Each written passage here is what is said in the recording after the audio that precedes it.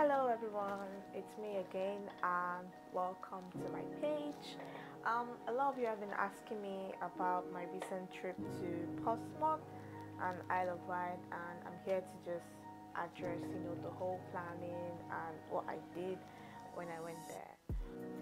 Let me just mention that this is something that I planned for about a month. It's not like I just woke up one day and just packed my bags and left.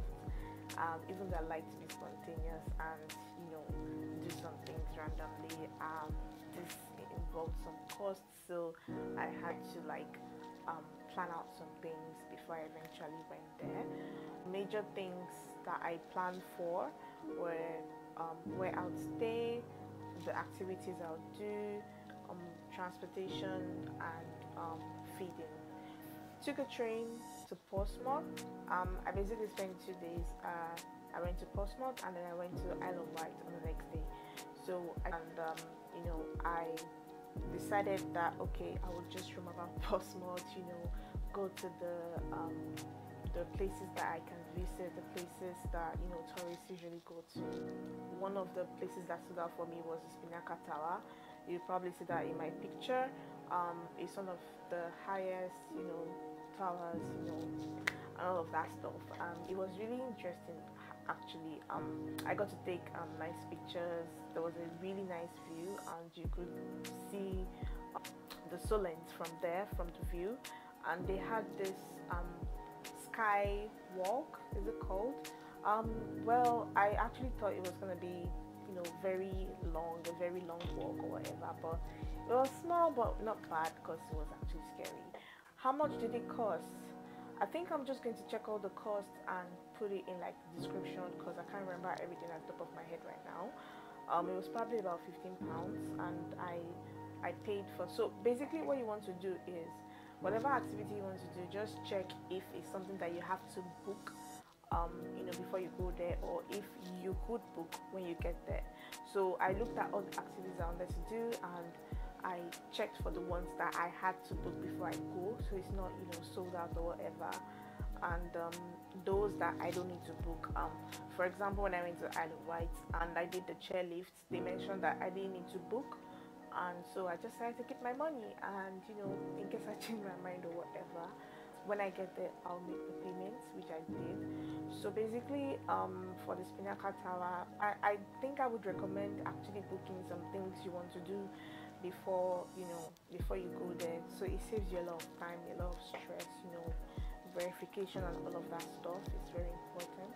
I booked my train ticket as well well ahead, so that it will be cheaper. I booked my hotel as well, and when I got there everything was really seamless.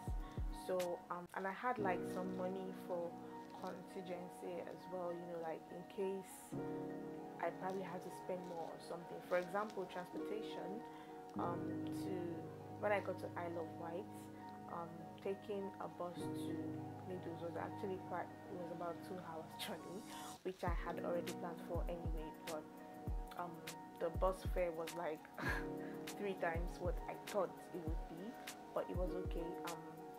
Anyway, so just make sure you plan for contingency. So basically, after I did my Spinnaker waka waka, on the first day, then I just walked around Portsmouth, looked at some really nice places.